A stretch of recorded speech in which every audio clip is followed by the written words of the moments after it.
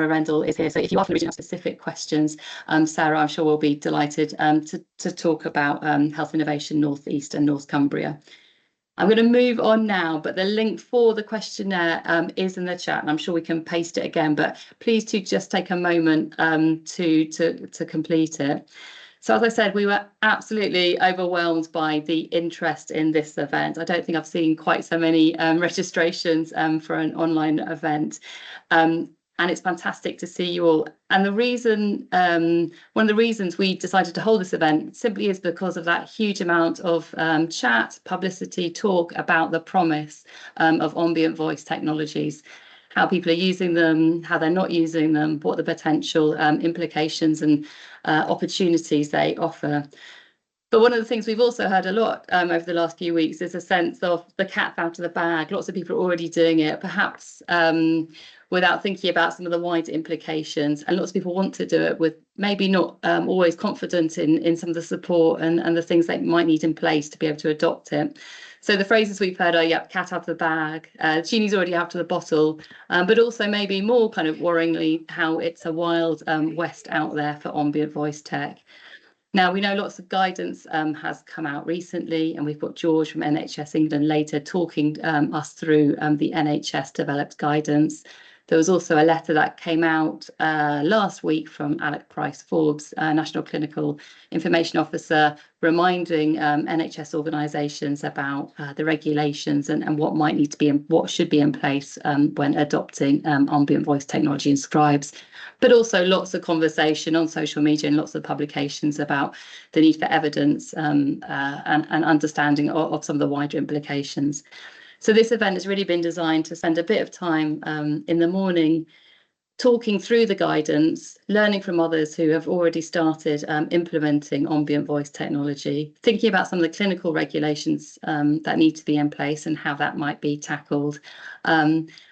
And also to hear from others, for example, the This Institute around work they're doing around development of an evaluation framework. So the idea really being spending a morning to think about what do we need to know, what are the questions we need to ask, what has to be in place, and then an afternoon to hear from 4 suppliers of ambient voice technology and scribes that are in the marketplace.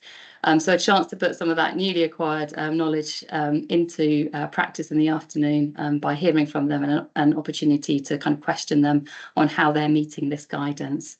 Now, I should say we selected 4 suppliers. There are lots of suppliers out in the marketplace, as you'll be more than aware. We selected these 4 because they're already in use across the North East and Yorkshire and Humber region. But just a kind of reiteration that we can't take any responsibility for any of the kind of the claims made. They've been selected as examples, but there are others out there. So please do, consider that when you're deciding what you might want to adopt.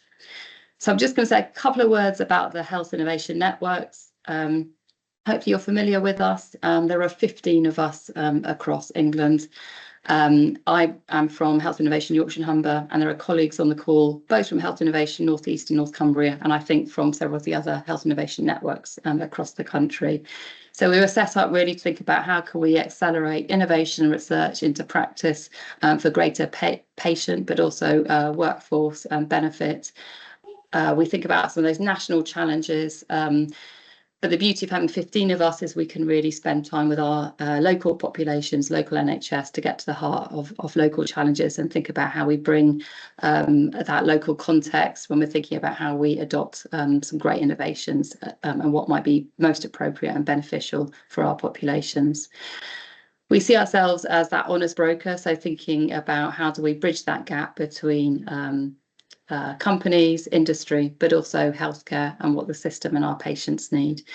I'm not going to spend too much time talking about this, but from a personal perspective, we're really interested around how do we make innovation work? What are the conditions that are needed to ensure that the promised benefits do deliver? And that's part of the reason for this event today. How can we really learn from you about what makes ambient voice technology and scribes work in practice?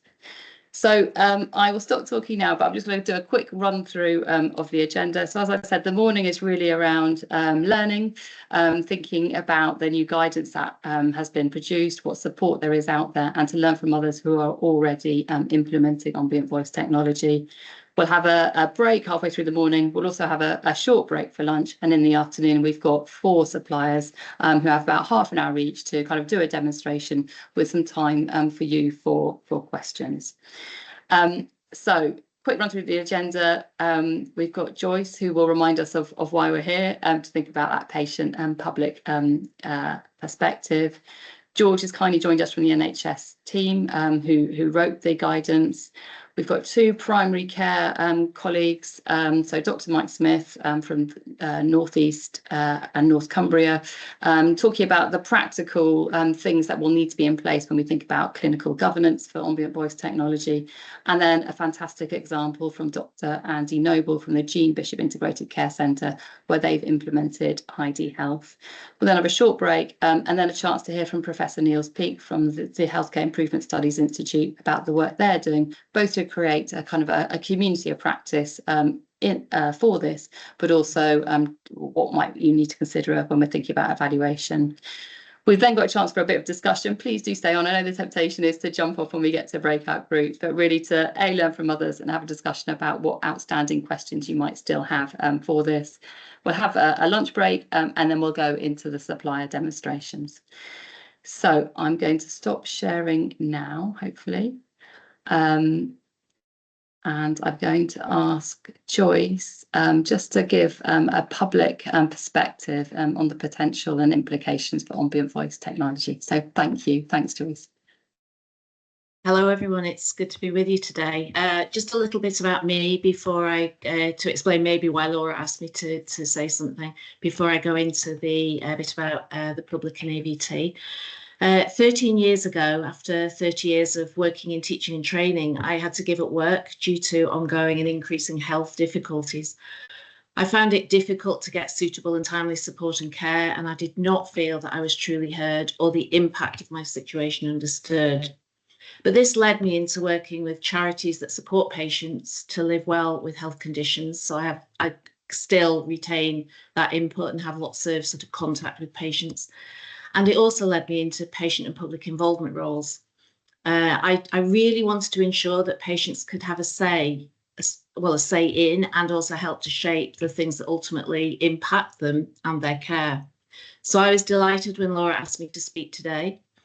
Artificial intelligence, AI in general, and including ambient voice technologies, AVTs, are really developing fast, and I know very little about them, but they will most definitely impact on patient care. Yet the general public know very little about how these can be used within health and care or how they might impact them. And in recent conversations since Laura asked me, that I've had with patient groups, local communities and networks, I started asking for people's views about the use of AVT in healthcare. I wonder if you are also having direct and ongoing conversations with patients, carers and the public about your plans for using AVT. In my conversations, most people had no idea about AVT or that it was being introduced into healthcare situations. And there was often an element of fear and suspicion. And after a brief explanation to my sort of limited capabilities that I was able to give to them, people had a range of responses. For example, a 90-year-old stroke survivor who uses voice recognition software on his phone to help him in his daily life after having had the stroke, and a 75-year-old retired program manager who during his career had been responsible for chairing meetings and writing meeting summaries. They both quickly recognised the value that AVT could have to health professionals and patients.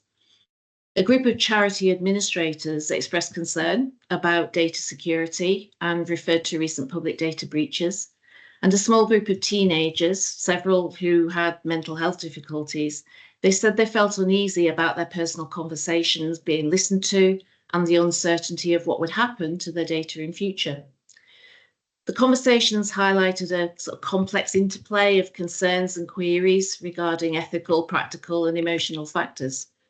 Now, the wider public will bring many more perspectives. They'll bring aspirations for AVT, and they'll have concerns regarding AVT's use and the use of AI more generally. So it's imperative that you engage with people to explore their views. And within such discussions, people will value you being open and transparent, and being prepared to have those difficult conversations. This all helps to demonstrate to people that you are trustworthy and that you will be responsible custodians of their digital data as you increasingly introduce AI solutions across healthcare. However, if you don't engage effectively with the public about the use of AVT, you will leave a growing number of unanswered questions and concerns with mistrust and doubt about its reliability and safety. So ensure you take people with you on the journey to embed AVT and other AI tools in healthcare. Patients, carers, and the public are actually potential powerful advocates for you and your plans for AI and AVT.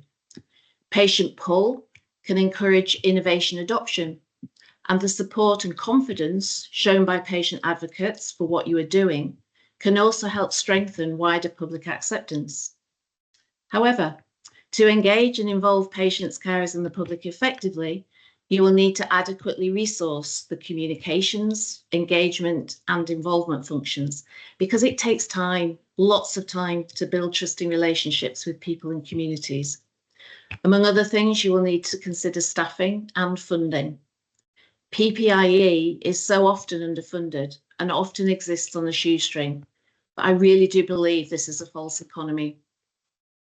How much will you allocate to these key functions so that they can operate effectively, supporting you in what you are doing and ensuring you build and sustain public support, bringing the public with you on this journey? I realise that many of you are doing involvement and engagement already, often on an individual use case and location scenario. I ask you all to consider this might be an opportunity to collaborate and develop a shared approach, which will improve communications and understanding about the use of AVT and more generally AI in health and care. If so, what would this look like so that it serves innovators and the organisations supporting them, healthcare professionals and commissioners adopting AI in their work, and people and communities within your region? How will you ensure you hear public views from across the region, urban, rural, and coastal communities, different ages, ethnicities, socioeconomic backgrounds, and seldom heard groups? Each will have different experiences of healthcare and will see the introduction of AI tools, including AVT, from different perspectives. So the sooner in the process you engage with the communities and the people you seek to serve, and the more open and transparent you are about plans for AI and AVT, the greater the potential for earning public trust and gaining their support and acceptance of new technologies that will benefit patients, healthcare professionals, and the wider healthcare system. So I look forward to working with you and travelling with you on this exciting journey. And thank you for listening to me today. Thank you so much, Joyce. I really appreciate your time. I think you said a couple of really interesting things, well, many interesting things, but the two kind of highlights for me, the trust. How do we build trust in these systems? And you talked about that suspicion at the start where people weren't quite clear about what it was, and then moving to a kind of an understanding and potential benefits. I really love the idea of that shared approach to public engagement on AVT, rather than us all duplicating the wheel, but how do we get to a really grounded understanding? So huge thank you, and I'm sure there'll be lots of questions and thoughts on this. Patient consent, I know, is part of the new guidance. I'm now going to ask George to come in and talk through the NHS England guidance that was recently published. I can't see on screen, but are you there, George? I am here. Thanks very much, Laura. I'm just give me a second, if that's okay, just to upload the slides. Thank you.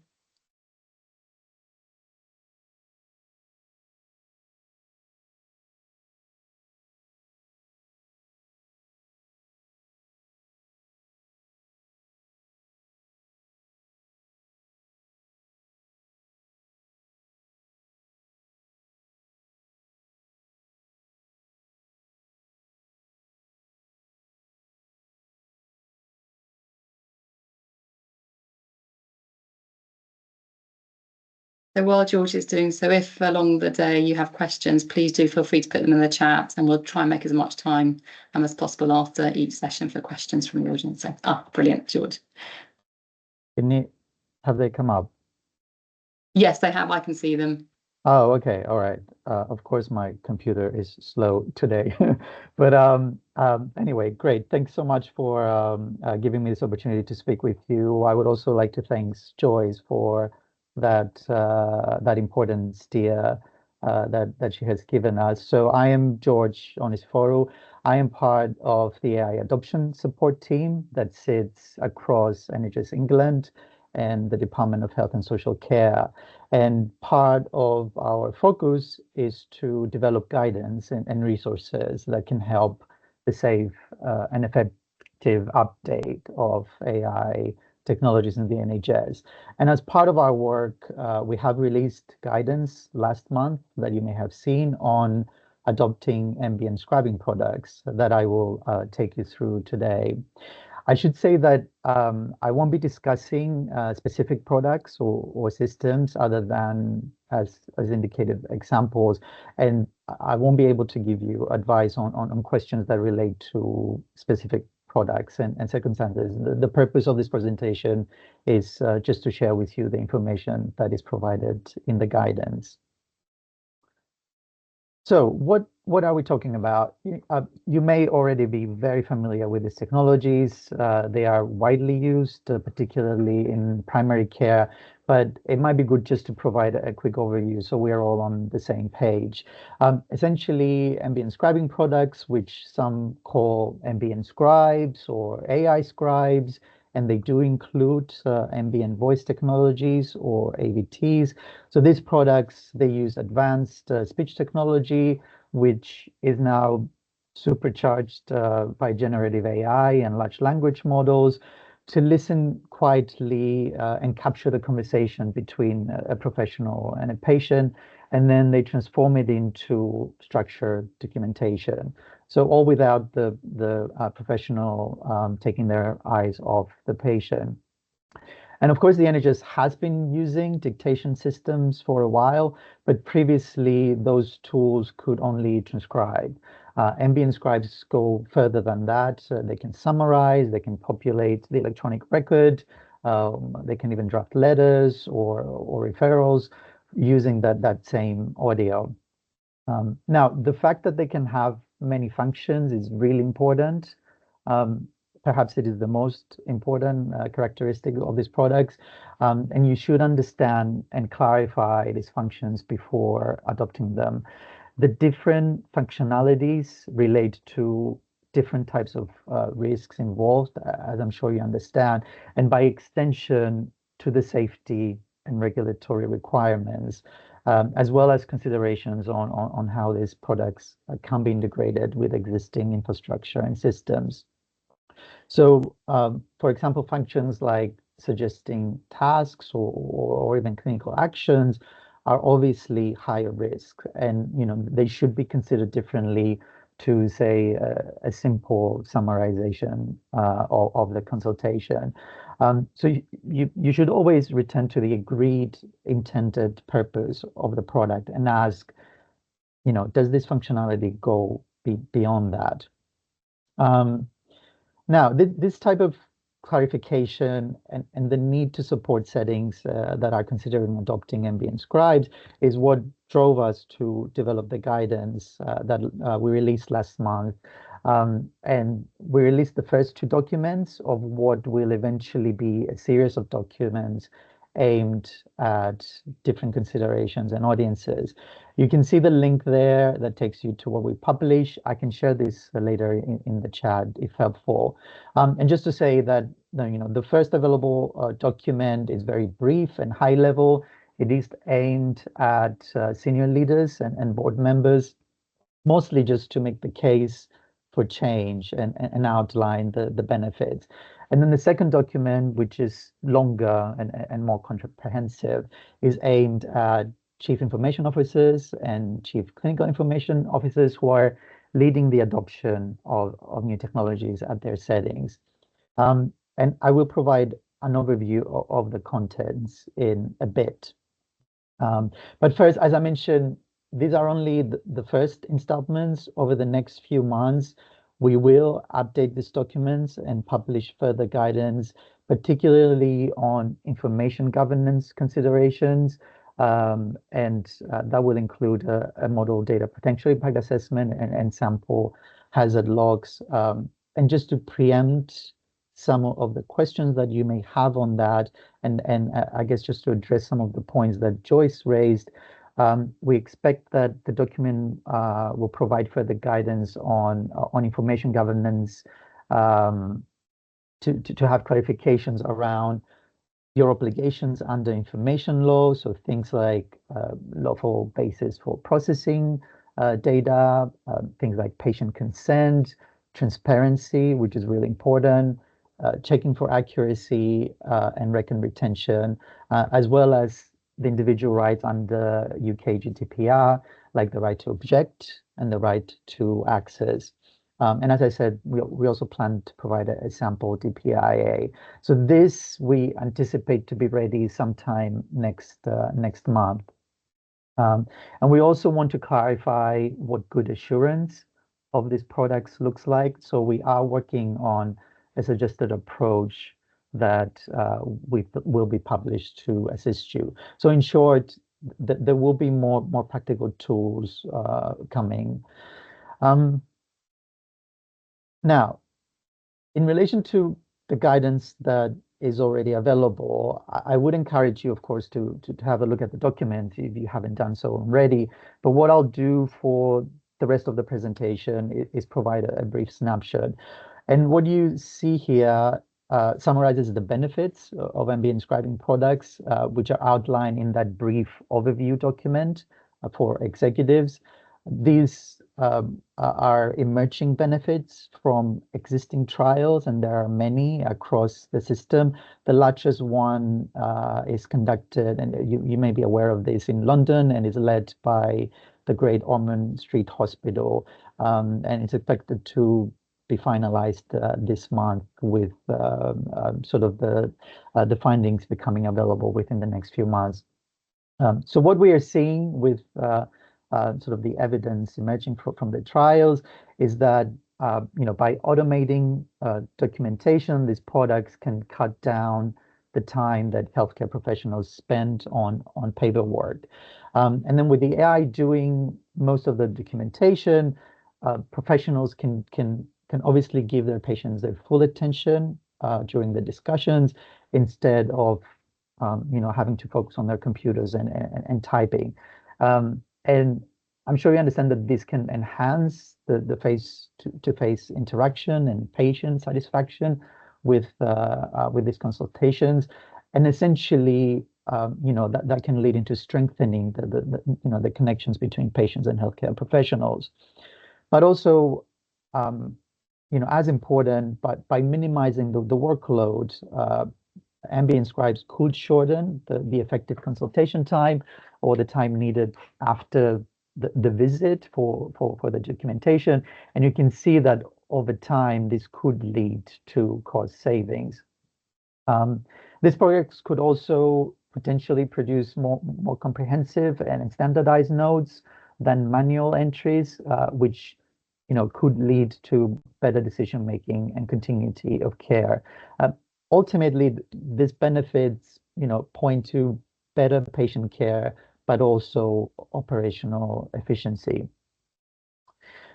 Okay, now from a practical perspective, if you are an adopter, the guidance asks you to begin with 5 critical moves, and hopefully this will resonate with what you already do. The first one is to appoint a clinical safety officer who will map the involved hazards that these products introduce. And you should be aware that products that use generative AI can produce errors in their outputs. So this needs to be mitigated accordingly. And that takes us to the second step, which involves completing your DCP 0160 safety case alongside a data protection assessment. The third step is about planning integration early, ensuring the product can talk to your main IT infrastructure, your systems and workflows, particularly the electronic patient record system. The fourth step is about locking down firm controls, so clarifying whether the product is a medical device, considering related staff training, and making sure that every output is reviewed by a human. I'm going to pause here around the regulatory considerations. So we worked with MHRA to provide the statement that's included in the guidance, and essentially that ambient scribing products that inform medical decisions and use generative AI for anything other than basic transcription would likely be medical devices. We have heard since the guidance has been published that it will be helpful to provide further clarification on this, including what specific classification would apply to each functionality that ambient scribes have, given that this, this is not explicitly said in the guidance. So we are in the process of finalizing, official wording from MHRA in relation to this. But you may have seen the letter from the National Chief Clinical Information Officer that Laura mentioned at the beginning, asking that any products that perform summarization require Class 1 medical device status. And then anything further than that, like generative diagnosis, will need a Class 2A. As I mentioned, we will publish this clarification as part of updating the guidance, which was always intended as a sort of like an iterative document. Okay, and just to return to the 5 steps, the last one involves implementing a monitoring framework with audits, incident reporting, and performance dashboards, so problems are spotted and fixed fast. Okay, so this is sort of like our final slide. The 5 high-level steps that I just described are complemented in the guidance by more detailed considerations that fall within these 10 areas that you can see. I will summarize what each consideration include, and as I mentioned, please see the guidance for more details, and there's quite a bit in the appendices. So the first area is around risk identification and assessment, and what the ask there is to complete risk, safety, and data protection assessments, and just to ensure that your suppliers meet relevant standards like the DCP 0129. Then around regulatory compliance, that's about determining if the product qualifies as a medical device. And I've just mentioned that, we developed that section in collaboration with MHRA, and it will be updated soon. Then data compliance and security is about engaging early with your IG and cybersecurity teams, just to ensure compliance with UK GDPR, and also with the data security and protection toolkit. Integration and performance is about, defining your integration needs in relation to your electronic health record systems, and then, setting clear performance expectations. Portability, scalability, and flexibility is about choosing systems that support what it says, data portability, and that they can scale and adapt to future healthcare demands. Support and maintenance is about planning for long-term maintenance with clear service level agreements. Supplier engagement and procurement is about clearly defining your needs at first, and then what is recommended is to use accredited NHS procurement frameworks to ensure compliance. Then monitoring and bias mitigation. This is about continuously monitoring the product's performance and addressing potential biases, especially in speech recognition across diverse user groups. Perhaps I should pause here as well, even on some points that Joyce mentioned previously. It is important to acknowledge that any AI can have biases for example, and you know, ambient scribes as well. For example, you know, struggling with certain accents or dialects. So the guidance explicitly advises checking that the product works for different accents and dialects, and monitoring as well for such users. Different patient groups may also react in different ways in relation to the use of AI and ambient scribes in their care. So it is important to you know, be transparent, but also monitor whether any patient groups may hesitate to seek your services due to these products, or any impact of the dynamics and the quality between you know, those patient professional interactions due to the presence of ambient scribes. I guess the key message here is that, you know, the technology should serve all patients equitably, and any problems in that regard should be actively managed rather than sort of put aside.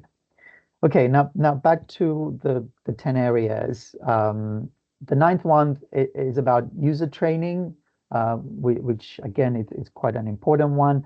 That's about providing training on the effective use and reinforcing the need for practitioners to review and validate AI-generated outputs. And then finally, the last one, under liability, you should note that you know, NHS organizations may still be liable for any claims arising out of the use of AI products, and there's more detail on that in the guidance. So I will just stop here as this kind of high-level summary of the guidance, and I guess the message to leave you is that you know, with ambient scribing products, they do have potential to be transformative, but you know, we do need to implement them safely and compliantly with robust human oversight, and the guidance is there to support along with the forthcoming documents that I mentioned. Yes, happy to take any questions. Fantastic. Thank you so much, George. Hugely comprehensive and really helpful to have that last slide that breaks down each of those different steps and considerations. So there are some questions I can see. So there's one in the chat already from Chris Weevil. Have any of the trials delivered efficiency benefits, good return on investment that you are aware of? My thought is that a lot of the discussion is around extra auditing, extra assurance processes, and it feels like time, effort saved may be consumed by these extra assurances. Yeah, no, that's a good point, and it's definitely something that we want evidence for, and we want to capture in sort of like our ongoing monitoring of these products. So you know, there is a number of studies. There is even some published articles to kind of support the transformative opportunity of AVTs. And I mentioned the study that the Great Ormond Street Hospital are leading, which is a multi-site trial, and you know, it's been done with over sort of 7,000 patients across primary care, community hospitals, and sort of mental health trusts. So we are expecting the official numbers from that trial within a month, and hoping to share that, so that could help others in sort of like building that case and addressing some of these concerns. Yeah. Fantastic, thank you. Can't wait to see the outputs from the Great Ormond Street work. Bob, you've got your hand up. Bob Weller. I was just going to ask a question about that last slide, really, because you've not really mentioned evaluation. I don't know whether it's implied through the monitoring and bias mitigation aspect of it, but some of these devices, in my experience, they don't work, or they don't work in certain settings, certain environments, certain populations. So where does that fit in? I mean, I would like to take this conversation with you, Rob, as well, just to understand sort of your, your insights around where you think it doesn't work. But part of, I guess, the approach that we are expecting settings to follow is to understand the type of impact and the benefits that these technologies can have, and also part of the existing trials and the evidence that is being captured is around that. So we do want to make sure that these products can provide benefits for everyone and in each setting. Chris. Just a follow-up question that's come up in the chat from Simon at Burnbury Medical, mentioning about GP practices having access to a level IT support. Obviously, the guidance is really comprehensive, but there is an element where it says, if you're stuck, contact your ICB digital teams or your ICB teams. Makes sense, but obviously, as an ICB digital team, I'm going the way of the dodo by October. We've been eliminated in the model ICB blueprint, so the guidance is going to have to potentially be tweaked to sort of forward that along. But the point there about clinical safety officers and IT support for primary care is a good point. Do you know of any support out there at a regional or national level to help these people out?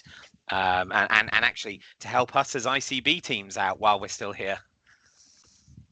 So, I mean, obviously, this is something that, and I did mention that the guidance is iterative, but that is a good point, and it's something that we need to monitor and understand in terms of how best this support can be provided to primary care. There is a program of a broader program of work that is looking into capturing sort of the requirements and capabilities that are needed to scale ambient scribes across the NHS. So this is something that we need to take into consideration. In terms of IG, there is within the guidance sort of a contact to clarify some concerns, like a central contact for the IG team to clarify for some of those concerns. Yeah, we're probably looking into clarifying further within the next iterations of the guidance, perhaps specifically around IT as well. Thanks. Really helpful to know that it's iterative and to keep referring back to that. And presumably, will that be well communicated out, or do we just keep coming back to the NHS England website to check for updates? So the updates will be published in the link that I would just say, but we do intend to also continue our engagement and communications, particularly with some key networks like the CIOs and their the meetings that they have. Yeah. Thank you. So another question in the chat, if that's okay, George, from Amanda. Is there any evidence on patient feedback on their experiences of consultations using ambient AI, particularly around non-clinical settings? So as I said, this sort of feedback and evidence is being captured as part of several trials, and we are looking to sort of publish them when it's sort of packaged in a way.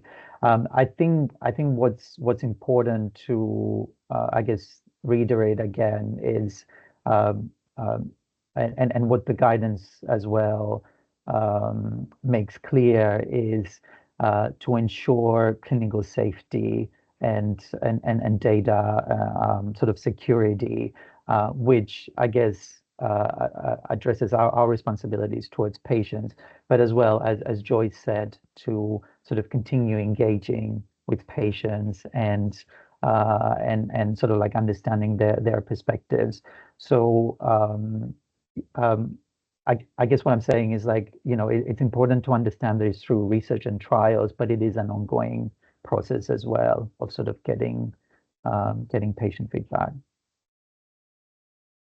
Thank you.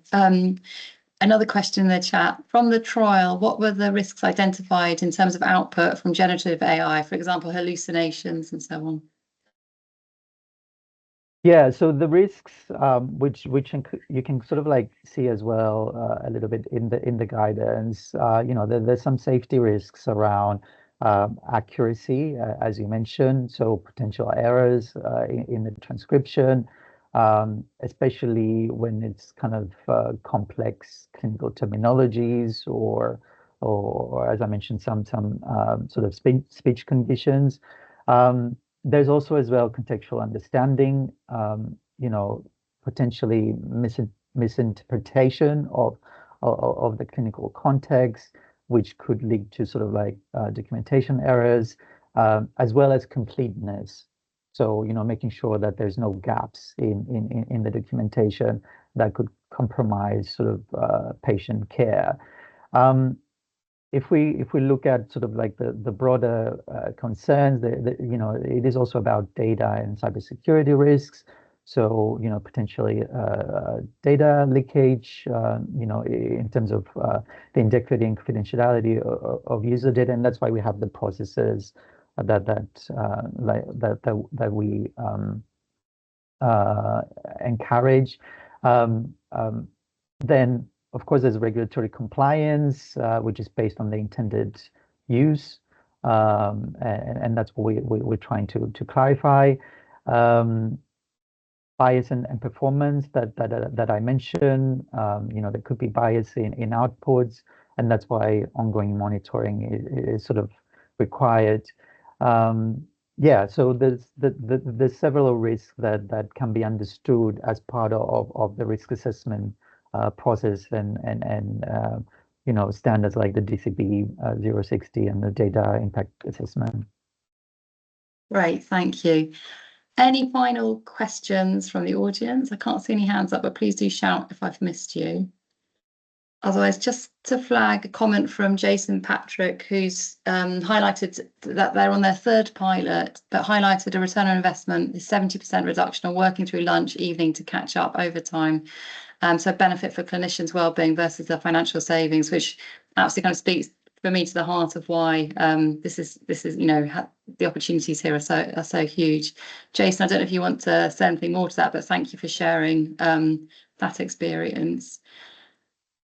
In which case, we've come to 10:45. So, George, a huge thank you for your time this morning and for the really insightful, comprehensive presentation. I'm sure everyone has found it incredibly helpful. So thank you for the time.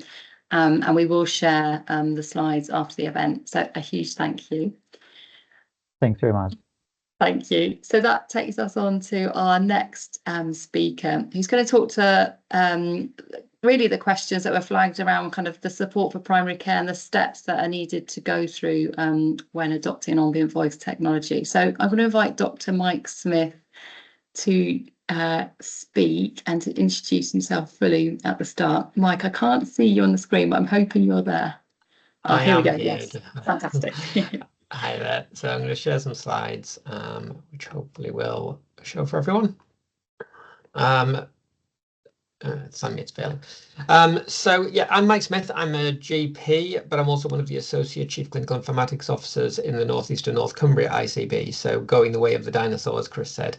But for now, trying to do what I can, what we can to try and support these sorts of endeavours. Now, the points Chris and Simon have raised about primary care has been a big concern of mine, not least because I am a GP myself, and have seen lots of practices going ahead with ambient tools, often without the recommended approach that George has highlighted above. And I think the recommended approach is very what's the right word? It's very heavy, but it is necessarily heavy because this is a really novel technology. And I think it can be distilled to a slightly more manageable level. My personal view is that there is a lack of support for primary care in terms of IT support and expertise in this area. And one of the big challenges for primary care is that really to safely implement technology, you've got to be within that environment. So being an external person jetted in to say this is how to safely do it is very difficult because you don't know the intricacies of that practice. So the way the systems are designed and where the the guidance is designed is on the basis that the clinical safety officer, the expert who's supporting this, is actually embedded within the organization and is a clinician who works in that organization. So in a way, in a general practice environment, that does get very difficult in a very small practice. Thankfully, with PCNs and larger practices becoming more common, it's likely that there will be somebody with the skills, interest, and expertise to get involved. So this is my attempt at distilling the DCB 0160, the terribly named clinical safety guidelines that are recommended, to try and make them more approachable and manageable. So I'm going to focus on that element. I'm not going to go into the GDPR side of things and the requirement for data protection impact assessments, as they're I think most practices will be familiar with those, and most people will be familiar with those, and it's a slightly separate thing. It's more about the data risk. I'm going to focus more on the clinical risk. So here we're looking at how we can make sure the tools that we're using, in this case Ambient, is safe and effective and not putting patients at risk. So like I said before, the way the guidance is written in law is that essentially this is the responsibility of the implementing organization, and therefore a clinical safety planning process needs to be done by that organization.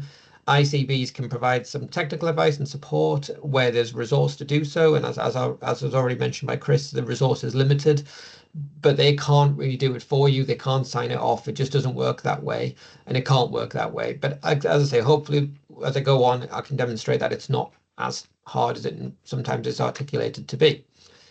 So the first things that you need to be doing, and this was articulated in the letter from the National Chief Clinical Informatics Officer, is that you need to be asking for a DTAC, which is a digital technological assessment, which is something that any vendor should be doing. So this, the likes of Tortoise, Heidi, Accurex, they should be producing a document that is available and can be easily sent to you as a user, that you can go through and check that they've done the necessary bits and pieces which are articulated in that letter from the national team. And that includes a DCB 0129, which is the clinical risk assessment done by the vendor. And then there's the other issue around medical device. Now that is its own complicated area. In essence, as an average general practitioner, I think it's reasonable to trust that the vendor has made an appropriate judgment on the medical device status. But if you get guidance to the contrary, then it's your responsibility to challenge the vendor on that. Then it comes to the bit that needs to be done in the practice or in any organization, which is a DCB 0160. So the key outputs of this, the reason this is useful to me as a GP and why I think it's important to do in any organization, is that you're identifying in advance of implementing the system what can go wrong, what are the hazards, what might befall you or your patients if you use this technology. And by thinking about what the hazards are, you can then think, how do I stop that happening and stop you ending up in a pickle down the line and your patients ending up harmed because you've implemented it in a way that's less safe. And with a novel technology like Ambient, where it's using AI that is poorly understood by the general population, both clinical and non-clinical and the patients, it really is important to think this through before you go and start using the tools. The next bit is then also to then articulate what those risks are. So what risk is your organization taking in implementing this? Compare those with what are the benefits, what are the upsides, and with Ambient, as articulated already, and I'm sure later in the day, there's lots of those.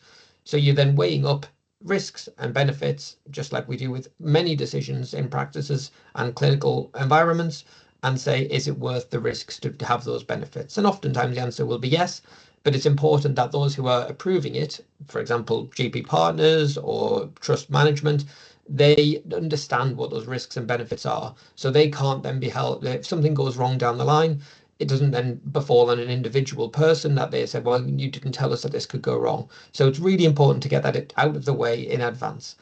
Now, this is my summarization of the national guidance. The national guidance is lengthy. They are looking at improving it. It's about 70 pages at present, and it's written in a relatively technical language that's not super understandable to me as an average GP. It took me a long time to get my head around it. But broadly speaking, these are the key points. You need a clinic, and I'll go into this in a bigger screen so you can see what's written there. So the first thing is, do you need to do it? And the answer generally was something like, with any digital technology that's involving patients, the answer is yes. It's written in the Health and Social Care Act of 2011-12 that it is a mandated part of clinical practice. And the next bit is you need to have a clinical safety officer. So this is a clinician who has done some training and understanding how this works in terms of doing a safety process. And they also are then ultimately the ones responsible for making sure it's clinically safe. So it's a named clinician who is going to do that. So as I mentioned in this slide, our regional CCIOs, the likes of myself, can provide some support, but we can't be that clinician because we're not embedded within that organization. Next is a hazard log. So I've been developing a tool, which I'm going to quickly share to try and make this a bit easier, because at the moment, mostly everyone uses massive spreadsheets that I personally find utterly unusable and very challenging to navigate to try and articulate what the clinical risks are. So I'm just going to try but actually what you're doing is a very simple process in identifying hazards and risks. So I've developed an open source tool that is available as a link in the slide. And it's still under development, so not quite ready for action yet, but I can demonstrate this part of it just so people understand what it does. So what you're doing in a hazard log is you're identifying what could go wrong. So for AI Scribe, some of the key ones are it could incorrectly summarize a consultation. You could end up entering data into the wrong record if you're copying and pasting between windows. You could fail to gain informed consent, and that could lead to patients not being very happy, shall we say, if that occurs. So when you're thinking about it, I'm going to add another one that we know about, and that is software being used beyond the intended function. So for example, a user decides to type in, please give me a differential diagnosis for this consultation. That's not what the software is designed for. It's not been safety tested for that. It may make lots of mistakes, but it may do it. So a user could potentially do that because it's very difficult to put full guardrails in place within the software to prevent that. So then you've got to think about why might that happen? That might be because the user adds the custom prompt as I've just described. And then you want to think about what can I do to stop that? What can we as an organization do to prevent that? And in this case, it would be making sure we're training people, telling them that this can happen. Yes, you could type that in there, but don't, because if you do, you may get useless information on the other end of it that may lead to a patient becoming harmed. So one of the key things there is we're going to need to we'll recognize that cause, how we can mitigate it. We then need to think when you're doing a hazard log, you think about what could be the impact if that happened. So if a user goes ahead and does that, and it could lead to an incorrect treatment or incorrect advice being given. Now, what level of harm is that going to cause is then the next question. So how bad could that be? So in this case, it's probably a major level of harm in that it could cause death. Worst case scenario, the wrong diagnosis is made, the wrong treatment is given, the patient becomes more unwell. It could happen. There's lots of other more likely outcomes, but that is definitely the worst case scenario. So then you think about that worst case scenario, and if that was happening because of this hazard, so because somebody puts in the wrong prompt, and you put in the mitigation, so you've trained people, how likely is it to happen? So you've told your users don't do that. It could still happen, and if it did happen, it could lead to death. But so how likely is death likely to occur, given that you've told people not to do it, but it could happen? So in this situation, you're going to say that's probably pretty rare, because you'd hope that nobody's going to do it anyway. And even if they did it, it probably wouldn't lead to death. It probably wouldn't lead to any bad outcome in most scenarios. So therefore, you then get a calculated risk rating, which is used from a risk matrix, which is provided in the DCB guidance to say that that's generally considered to be an acceptable level of risk. And then you get your levels of risk for all of the different things that you've thought about. And then you can articulate that to your board, to your partnership, to say, this is what risks we anticipate after having mitigated them as best we can. And then you need to think about and then what that spits out is your mitigations. So your mitigations then essentially become your training package, because training is one of the key ways you mitigate a lot of these risks. So by thinking it through carefully and getting to that point, you can get a list of things that are probably going to go wrong and what you need to tell people about. And you can choose to mark that you've done them, and you then understand where you're going. So we did that in our ICB. We provided as a template to practices as a starting point. And you end up with a very simple training package, which talks about how the tool works. Things like if your microphone doesn't work, the transcript quality will suffer and things will go wrong. And then you end up with a really relatively simple training sheet that people can work through and practically minimize those risks and make those risks tolerable and manageable. So I'm going to go back to my main slides now to talk a bit more about where you go from here. Sorry about having to switch between screens.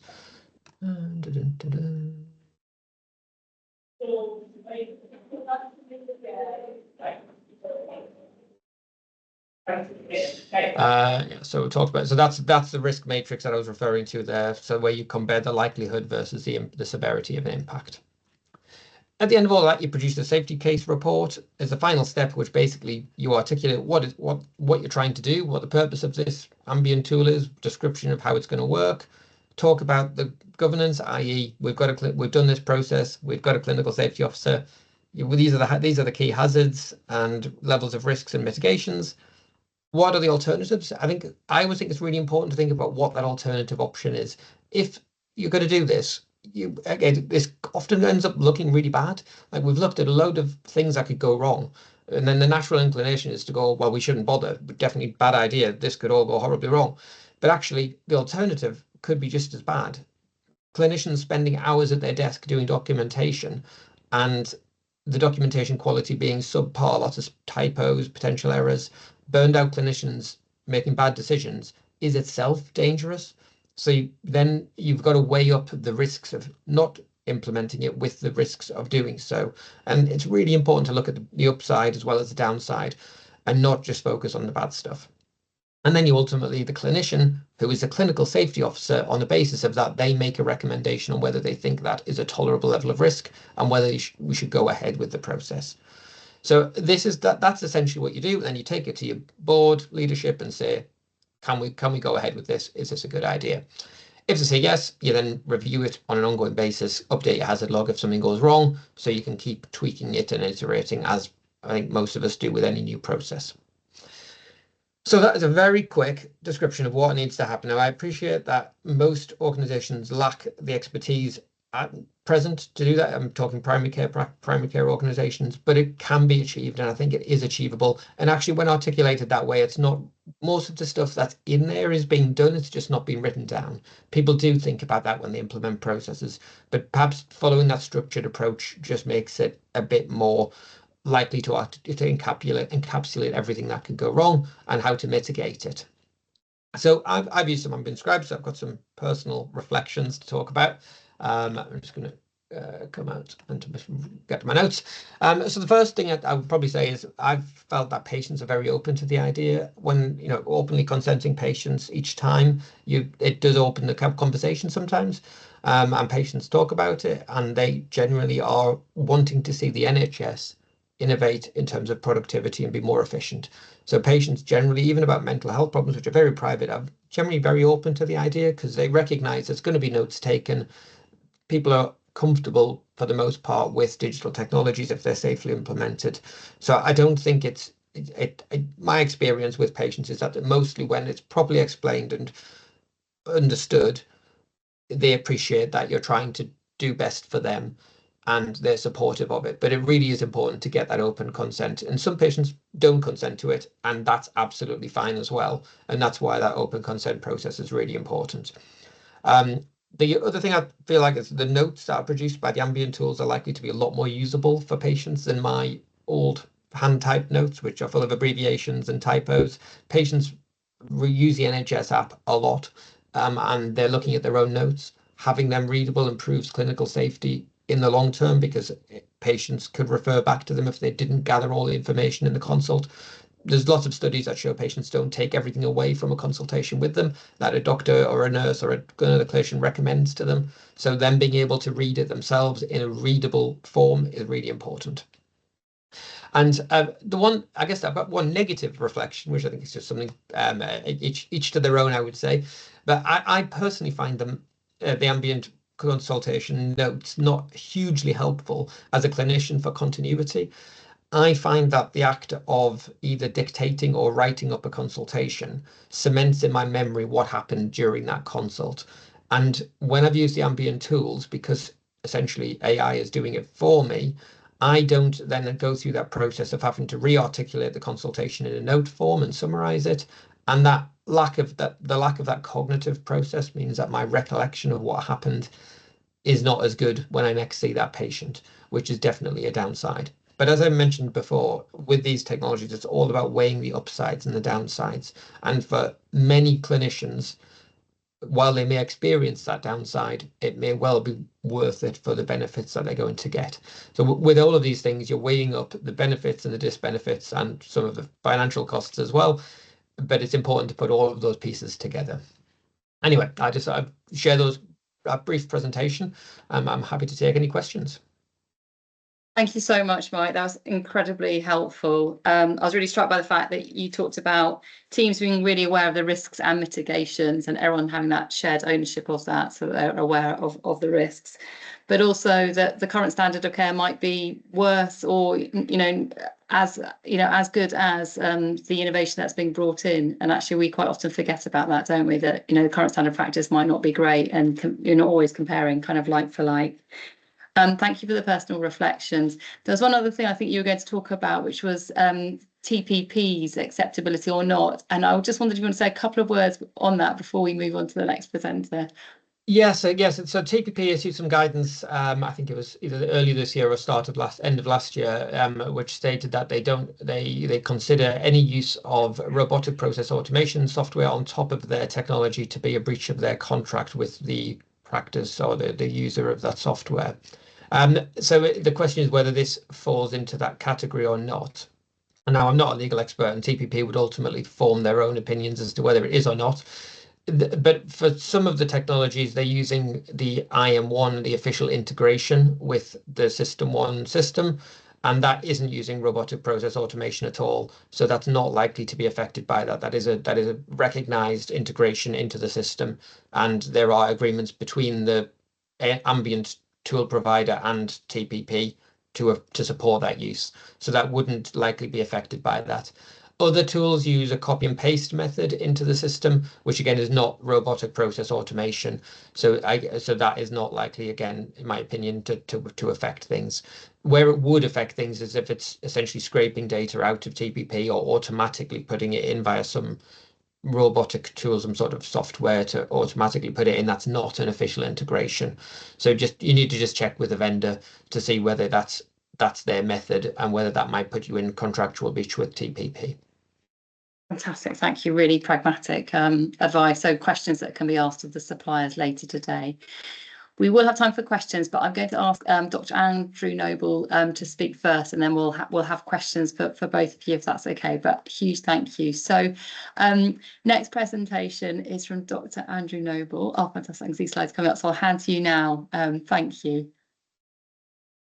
Hi, thanks very much for asking me to come and talk as well, Laura. So I was asked to come and talk about our experience of introducing an AI scribe, and basically talk about some of the issues that also may have arisen in doing it.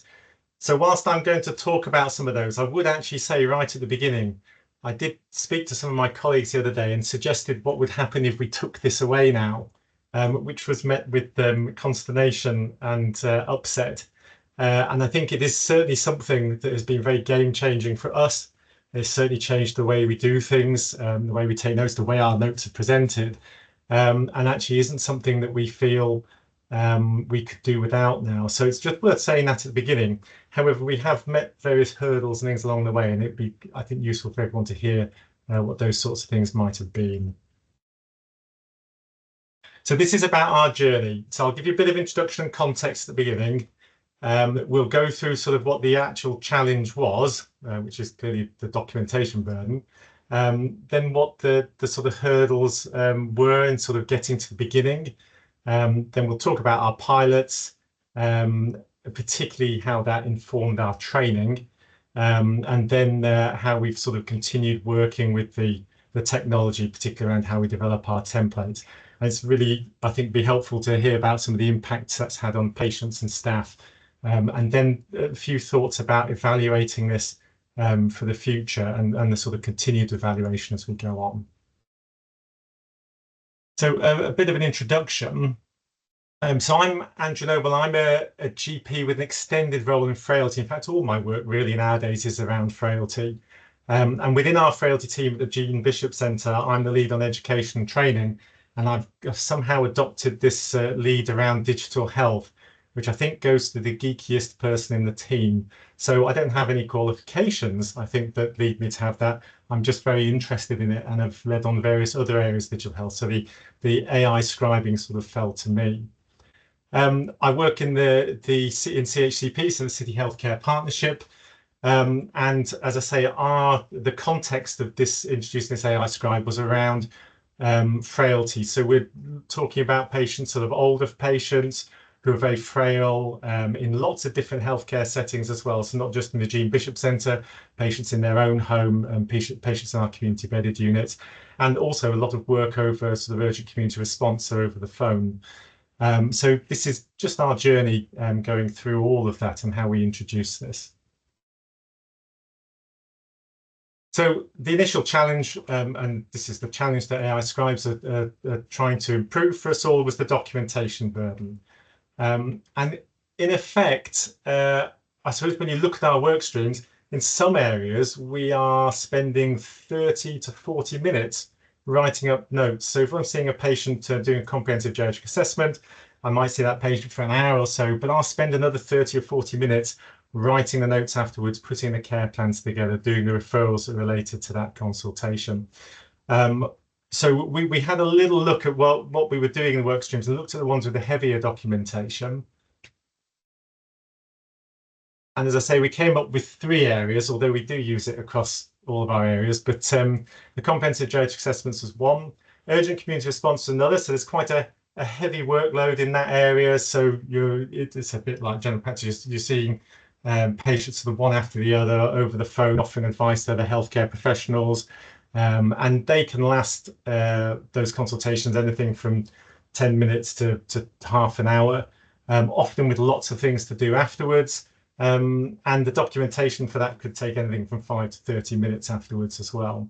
And then we looked at our hospital at home, which is our virtual ward, how we might use the scribes in that sense as well. So yeah, so what were the hurdles in doing this? Well, initially, we looked at this back in March last year. So this was just when people were starting to think about AI scribes, and in particular when none of the AI scribes, I think, had really gone through the NHS sort of processes in looking at the data protection, all that side of things. So in fact, the first thing we did was to contact our own IM and information governance teams to sort of say, well, how do we go about this? How are we going to start using an AI scribe? And the first thing we had was that we had a lack of an AI policy within CHCP. So that had to be addressed in the first instance before we could go any further. And also all the GDPR compliance, all the stuff that's been talked about prior to me talking to you, all that stuff that the companies were still going through. So that process was going to take a little bit of time. So there was a time between April and end of July where all of that stuff was being put in place. So we had a little bit of a gap there to wait before we could do anything. So we had our AI policy established. We had a clinical safety officer who we actually buy in at CHCP from another company, but they were very useful in setting this process going. I think it might be one of the first times they've gone through a kind of AI technology and the sorts of things we should be thinking about. But certainly as clinicians open their eyes to a few things that we hadn't been thinking about before. We had to get through, say, our governance committees and thinking about how we safely implement AI scribing, and particularly as this hadn't been done at this point anywhere else, or at least was only just being started, everyone approached us very, very tentatively. And I think a lot of the risks that came onto our risk register, it would be nice to see that. Actually, Mike, I was really interested in your in how you sort of put together your hazard log, because ours is just a massive spreadsheet, which is really difficult to navigate. But there were lots of things in there, even thinking about what happened if the Wi-Fi went down, and what would happen if in various instances where hallucinations were taking place within technology. And we hadn't really, I suppose, used it properly yet to really understand all of that. So we then embarked upon what we called our pre-pilot, which was just a chosen set of clinicians to work through for a month starting to use the technology to try and understand what some of these training needs and hazards and things were going to be. So we very sort of tentatively and carefully sort of introduced that. The other thing we needed to think about was around sort of patient consent and how we actually went through that in our systems as well, because one, making sure that patients are consented, but two, also being able to trace back where we've actually used the AI tool in the system, because of the auditing processes we had to put in place in order to look at the notes and be able to go back, take a sample of notes and look to see if there were any issues that there isn't there. So we did our sort of pre-pilot. And as I say, this was just a small group of us who basically tentatively introduced the technology into some of the work streams. It allowed us to start thinking about the sorts of things we needed to talk to staff about in the training, which I'll come to in a minute, and therefore allowed us to identify the training needs for the whole team.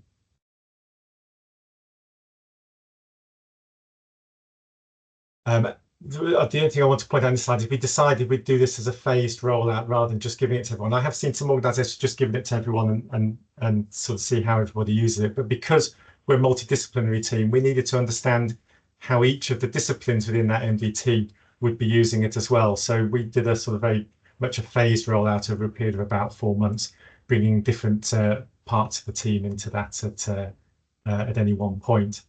And then we made sure that everyone who was using it before they got a login, they had to have attended the training, which we initially recorded so that everyone could do that, and then they'd get their login. And then I have to say, it's the most popular training session I've ever done in our organisation was when we introduced AI scribes.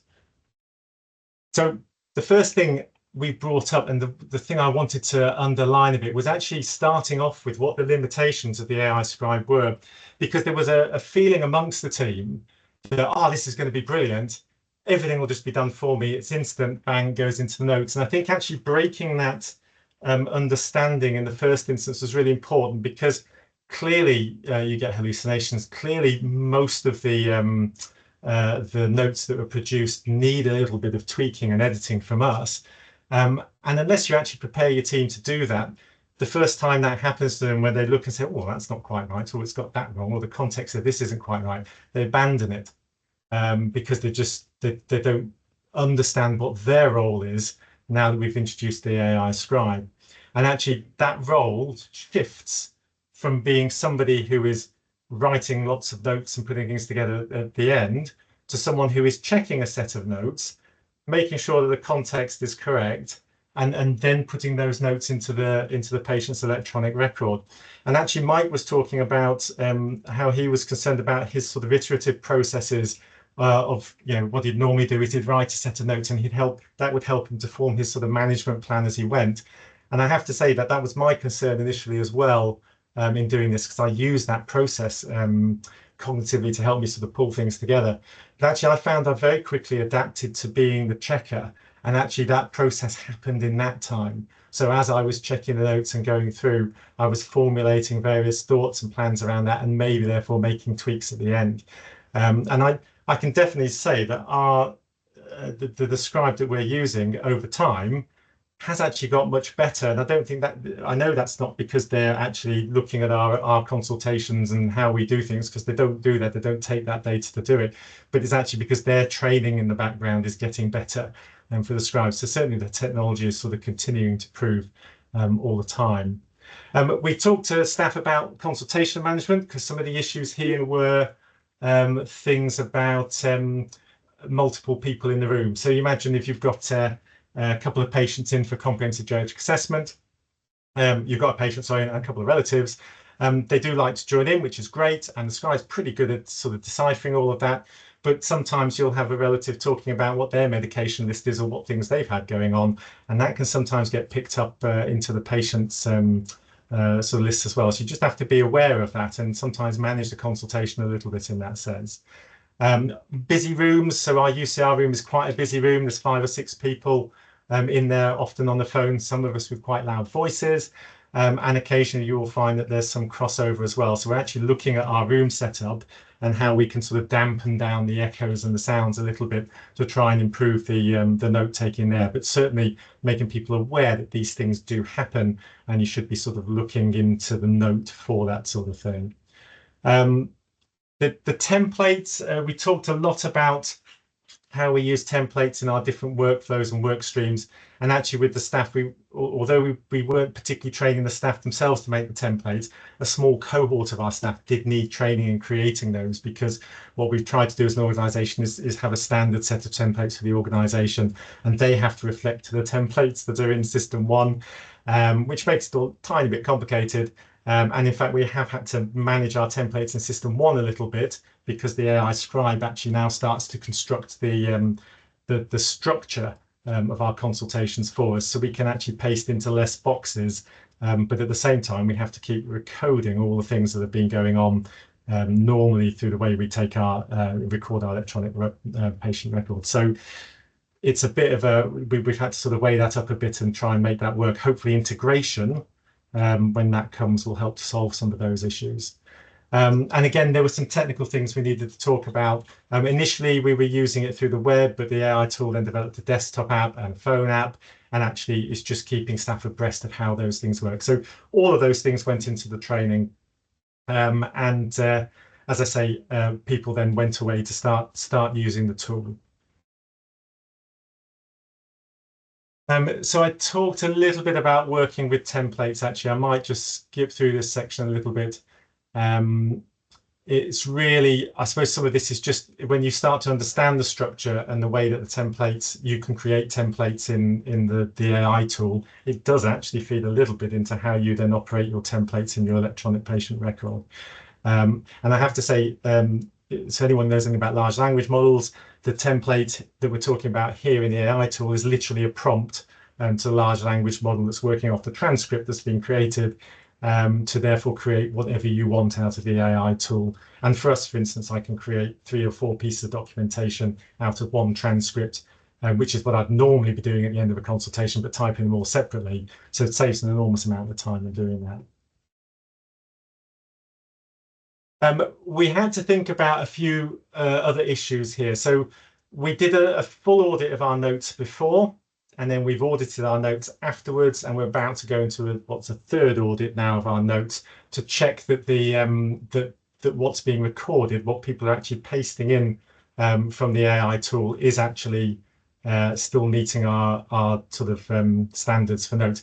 I mean, essentially, as people probably expect, the AI tool has increased the standard. We've had pretty good standard of notes, to be fair, but it has increased it, it's improved it. It's half the amount of spelling mistakes in there. The only spelling mistakes in there now are the edits that we make in the actual AI note, and it's reduced the amount of abbreviations that we're using, and it's structured no better. There's things that are included in there because of the templates we apply, which people weren't always recording, like who was present in the consultation, what the full follow-up plans and things might be. So the note's much easier to read, which I think is obviously sort of safer in the long run. We're incredibly, well, the policy and the AI policy we have is there's always a human in the loop, and I think that's with all AI scribes anyway, and with the NHS England guidance as well, needs to be a human in the loop. And in particular, a lot of that, I think, for me anyway, is about sort of that cognitive thing about checking the notes and making sure that I've got the same management plan in my notes as come through on the tool itself. I'm aware that we are a bit pressed for time, so I'm just going to move through to a bit of the impact on staff and patients. We have a really nice patient group at CHCP. They're always very keen to speak their mind, to tell us exactly what they think, which is good because you need to hear those things. And we took this to them before we actually went to the live with this, asking what they thought might come up, what sort of concerns they might have. No one was particularly concerned about the AI component, to be fair, but they were worried about things like accessibility for patients. And until we explained fully how the technology worked, they were worried about patients with disabilities or of different languages, etc., might not be able to sort of access the tool. But the biggest concern that they had, which I'd not even thought of, and was actually the name of the tool. So we use Heidi, and they probably won't thank me for saying this, but our patient group was concerned that men would feel excluded because they had Heidi listening in the background to them, and that they might feel that they couldn't sort of talk about these things. Well, to be honest, I don't use the name Heidi. I just say, oh, I've got an AI scribe. So that hopefully that hasn't arisen for anybody. But I think it did. Obviously, it changed the way I presented it to patients, rather than saying I'm using an AI tool called Heidi. I have fed that back to Heidi, but I don't know whether it's a huge problem, but certainly that it influenced the way we presented it to patients. So I think, again, one of the other things I've just put at the bottom of here is reviewing outputs, which I've actually just started doing because I heard someone else was doing this, and actually talking through the output with the patient at the end. Actually, before I would just summarize what I thought was going to happen, and as they left, I'd put the scribe on and see that the scribes captured it all. But now I actually get the patient to sit in the room with me when we're doing a face-to-face consultation. So, well, let's see what the scribes thought of all of this, and I go through the plan with them from the scribe. And I found that really helpful. I think patients have found that really useful as well. It takes a while for our longer consultations for that to happen, but certainly in smaller consultations, I think that's a real benefit of these. And I think particularly when Mike's mentioned about patients checking their own notes now, if they've agreed an output with you before they've left, then you know, when they go back to look at their own notes, then maybe that may be much better for things like medical defense purposes and stuff in the future. Although it might take up some of the time saving in actually creating a note with the AI. Impact on staff. Someone mentioned before, I think in the chat, about saving, you know, staff saving time writing stuff over lunchtime or writing their notes at home. The biggest thing that came from our staff was actually, oh, I've gone home on time. It wasn't so much about increasing productivity, seeing more patients. Actually, I managed to get home on time, and that was really important. But we think the time savings in note taking are about 30 to 40%. Certainly from our initial pilot, that was the case. And we're actually now following this up with a much bigger study, which has been led by University of York, actually, in the health economics team. I can't remember their full title, but that's going to look much deeper into the sort of cost benefit side of all of this, and how much time we are actually saving. But certainly for us as a team, the one thing we've done from this is for years we've been trying to introduce protected learning time for our team, and actually it's been really hard to get the leverage to do that because we can't reduce the number of patients that we see. So what we've actually done is we've now introduced afternoons where we have protected learning time for the whole frailty team, and because of using the AI scribe, we can see and make up the deficit in, as it were, in patient numbers on other days. The team are quite happy to do that because they know they've got that increased sort of productivity in the background. So so we've actually been able to set up a whole learning sort of education sort of experience for our team, which is actually 2 protected afternoons a month. Which is already, that started a couple of months ago, and that's already having a benefit to the whole team. So evaluation the impact and future directions. Well, I've just mentioned that we've got another study. In fact, I had a meeting about that before I came here, which is starting in July, and that's actually that's going to be looking at not only the qualitative stuff, but also trying to dive into the sort of cost benefits, sort of implications, even looking at what areas, you know, which staffing areas benefit more from it, although my experience is that they all say they do, but it's looking to see what the savings are from that side, and actually look at what the time savings are, drill that down as much as we can. It's sometimes really hard to pin that down. It feels like you save time. I definitely save time, but actually getting a figure to that and trying to sort of put that out there as well. So we'll be able to make that available once that's been done and finished, which will be around about October time. And then Laura just asked me to put a few things on here about what would we do, what are the key takeaways from this in the future. Make sure don't just offer it to staff. I think staff training is so important with this, and I'm sure everyone else on this call would sort of agree with that. But put some of those things in that we've been talking about already, about what the AI tool, you know, that it will do things like hallucinate, and it will sometimes make inferences, and no matter what the manufacturers tell you, it does happen with all the tools. It clearly is improving, but it's really important to put that in there and outline the staff's role in putting that, you know, in checking that, putting in the notes, because it's their responsibility when it goes into the notes for that consultation, for that particular consultation. Get IT and governance IG in there early. because they take so long, because everyone has lots of meetings and things. But I really feel like we could streamline our processes much better, I think, to get these things moving. Because one of my concerns is that we're going to start get driven by the AI technology rather than drive the AI technology itself. And I think as an NHS as a whole, we need to get much better at evaluating safely. But actually, I think we can evaluate things faster if we streamline our processes a bit better. So thinking about that really for the future. And yeah, just note that this stuff is evolving, and the stuff that's around the corner sounds amazing, but we're going to need to know how to evaluate that. But I'm really keen to see how things like AI summarization, that kind of stuff, starts to develop, because I think that'll have huge benefits to us if introduced safely. And I think, Laura, that is my presentation. I'm sorry if we've gone over a tiny bit. No, it's fantastic. Thank you. We could have listened all morning. It was absolutely brilliant to hear kind of how it's gone in practice. You obviously are a real forerunner in terms of the adoption. I really thought it was fascinating what you were saying around ensuring that all staff had undertaken training before they started using it, but also the kind of clarity on the limitations of the AI and ensuring that there was that human in the loop throughout. And just wonderful to hear about taking the patient through the write-up that has been produced by the Ambient Scribe. Absolutely fantastic. Thank you for sharing. We are running over, but I know there will be questions. So let's just stay on for a few more minutes in case people have questions, either for Andy or for Mike. Yeah, this is a great opportunity to pick brains about people who are kind of living and doing it already. While people are thinking about their questions, some great comments in the chat, particularly around the kind of the regulatory piece, the fast nature, evolving nature of this technology, and how to approach kind of some of the practical pieces around the kind of the hazard and the risk logs. But any questions? I was going to say, look, just an interesting, just it was worth just explaining how my day operates around AI, just very, very quickly. But so I did home visits on Tuesday for some of our very housebound patients with frailty, which again, hour-long consultations in the home.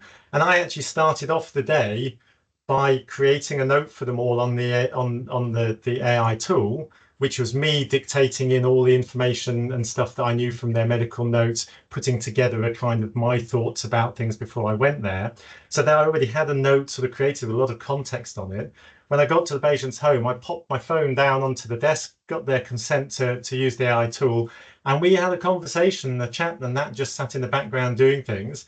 And then at the end of all of that, we summarized our plan, talked about what was going on, and I'd go back, sat in my car, where I can't normally get reception for my computer, for log on for system 1, but I was able to then just quickly edit the output that the AI tool had given me on the phone. So when I went back later into the Jean Bishop Centre later in the afternoon, I literally pasted the notes in. It was all there and done for me. And that process was so much slicker than the sort of scribbling everything down bits of paper, trying to remember stuff that you'd done before, scribbling all that down on bits of paper, getting back to the Jean Bishop Centre, writing all the care plans, etc., etc. I think that probably saved me, for those 3 patients I saw that morning, probably saved me an hour and a half for the rest of the day. Excellent, thank you. One question from Jason in the chat around, did you do a time motion study to identify the time savings for staff? We certainly did a study looking at so we did a pilot looking at the time savings, as in we got staff to estimate before they all got their Heidi login, they also had to fill in a survey for us. So we got them all to do, estimate what their times, how long it took them in each particular work stream to write the notes. And then we redid that survey going sort of back about it's about 3 months into it. We redid that survey again. And it was about a 30 to 40% sort of reduction in time there. But we had set it up as kind of brackets of time, which I'm a bit disappointed I did that, because I'd like people to actually specify the number and actually sort of done it that way. So the study we're going to do, we'll be looking at that. Really hard, I think, sometimes to, other than having, I think some of the studies are going great on the street, they actually have someone sat in a room with a stopwatch doing this, which I think obviously is going to be much more precise, but obviously we can't do that sort of thing. But what we are going to do in the next study is record that there are certain clicks that occur on the system when you're doing certain things. So when a note's being created, and then also when you put something into the notes or you click copy, you can put something into the notes. We're going to start recording those times because they approximate very much to the time it's taken to create the note, and use them in this study. Fantastic, thank you. Mike? Just touching on that a little, I think there's a temptation to look at the time saving as the key output of this technology, and I think that's an overly reductive of thinking of it. It does save time. Obviously I don't have the objective evidence, but though there is plenty of it establishing, I think it does save time is my gut feel. But that's not the main they're not the main advantages. I mentioned a little about the cognitive disbenefit I've experienced, but there is a cognitive benefit as well, in that it frees your brain up from having to try and remember every fine detail of the consultation as you go, ready to write it all up afterwards. You can actually focus on the patient, on the conversation, and that is liberating and relaxing and puts you at ease, which I suspect puts the patient at ease as well, and takes some of the pressure off everybody. And there's other benefits in terms of the note quality, which we've alluded to. There are various other benefits downstream from this that are beyond the time saving. On the subject of the time saving as well, you then got to consider whether there's a natural tendency to think, oh, well, we've saved 5 minutes per consultation. That means we can see X additional patients per day. The patients the practices that I've spoken to that are doing this, and the organizations that are using it, they're generally not seeing additional patients. What they're doing is reducing staff burnout, but that itself has a benefit downstream, because that's less likely to lead to less sick time, less turnover of staff, which reduces training impacts. So I think one of the really hard parts about this is considering the cost benefits. Now, at the moment, the technologies are mostly being offered free to practices and to users, but that won't be the case forever. So I think it's going to be important when we're doing that consideration of cost benefit, the cost analysis, to think of those other costs beyond just it's going to allow more time, more patients to be seen. Excellent, thank you so much. I'm going to draw us to a close of this section to give people a break, but I just want to say a huge thank you for sharing those presentations, which are absolutely fascinating, and I'm sure there'll be lots of questions and thoughts percolating as a result. So a huge thank you from us. We're going to now take a 10-minute break. Give your eyes a rest, take a comfort break, grab a cup of coffee, and we will meet back here at 11:45. So thank you so much.